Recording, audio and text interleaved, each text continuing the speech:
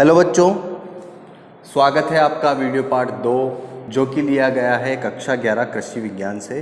पोषक तत्व एवं उर्वरक अध्याय 4 जो है हमारा चल रहा था। ओके, बात करते हैं इसमें आगे पौधों के कार्य के आधार पर पोषक तत्वों का वर्गीकरण।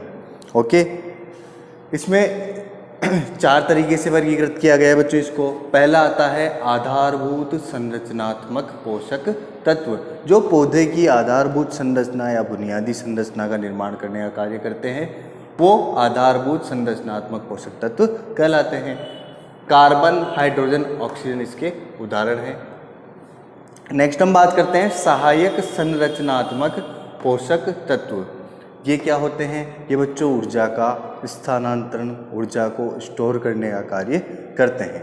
ओके, ऊर्जा का भंडारण और ऊर्जा का स्थानांतरण का कार्य है।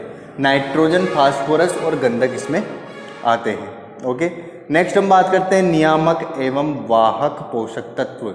नियामक और वाहक पोषक तत्व क्या होते हैं?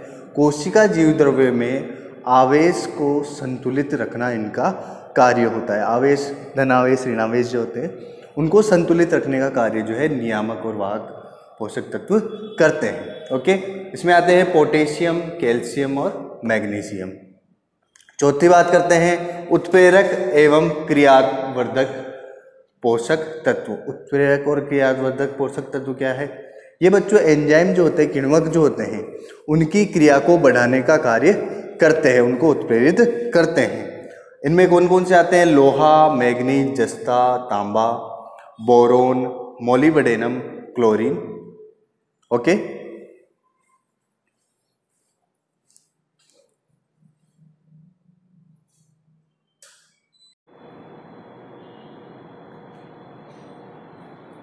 नेक्स्ट हम बात करते हैं मृदा गतिशीलता के आधार पर। मृदा में गतिशीलता के आधार पर पोषक तत्वों का वर्गीकरण। कुछ पोषक तत्व बच्चों गतिशील होते हैं, ज़्यादा गतिशील होते हैं, कुछ कम गतिशील होते हैं। ओके, तो उसमें से पहला आता है गतिशील पोषक तत्व कौन से होते हैं? नाइट्रेट, सल्फेट, बोरेट, मैग्नीज और क्लोरीन। बच्चों ये जो पोषक तत्व होते हैं ये मृदा विलयन में जल्दी से घुल जाते हैं, इसलिए इनकी गतिशीलता बढ़ जाती है। ओके, फिर आते हैं कम गतिशील पोषक तत्व।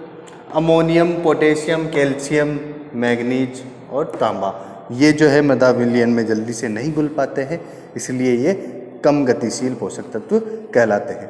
कुछ पोषक तत्व स्थिर पोषक तत्व होते हैं बच्चों, जो उनको क्या है, जो आपके पौधे की जड़ें हैं वो उनकी जड़ों की सतह पर आने पर ही उनको अवशोषित कर पाती है। और अत्यधिक जो गतिशील होते हैं उनको जो है आपकी मृदा की जड़ क्षेत्र में जहाँ भी वो पोषक तत्व होते हैं उनको वो अवशोषण आसानी से कर लेती है। ओके, इसमें एक बात आती है बच्चों फोरेज क्षेत्र। फोरेज क्षेत्र क्या होता है? पौध वृद्धि के लिए जिस जड़ क्षेत्र से पोषक तत्वों को अवशोषित करते हैं उस जड़ क्षेत्र को क्या कहा जाता है बच्चों? फोरेज क्षेत्र कहा जाता है।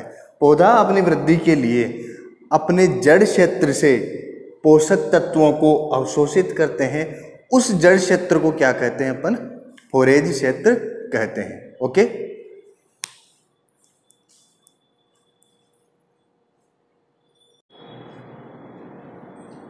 अब बात करते हैं बच्चों पौधों में गतिशीलता के आधार पर पोषक तत्वों का वर्गीकरण।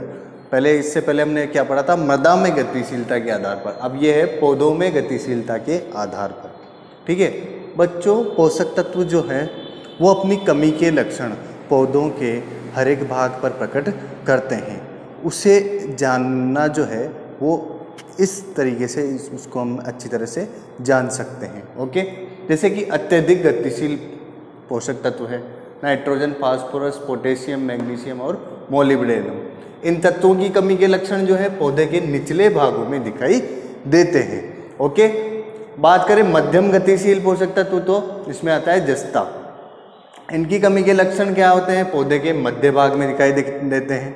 ओके, अब बात करें कम गतिशील में गंधक हो गया, लोहा हो गया, मैग्नीज हो गया, कॉपर हो गया और क्लोरीन हो गया। इनकी कमी के लक्षण जो है पौधे के शीर्ष भाग पर और नई पत्तियों पर दिखाई देते हैं बच्चों। ओके, अब कुछ पोषक तत्व होते हैं जो स्थिर होते हैं, जैसे कि कैल्शियम और बोरोन। इसकी कमी के लक्षण जो है नई कलिकाओं और शीर्ष भाग पर ही दिखाई देते हैं। इन लक्षणों को देखकर आप ये बता सकते हो कि इसमें कैल्शियम की कमी है या बोरोन की या नाइट्रोजन की कमी है, और वो तत्व आप जो है आपकी मृदा में मिला करके और जो है उसकी पूर्ति कर सकते हो। ओके।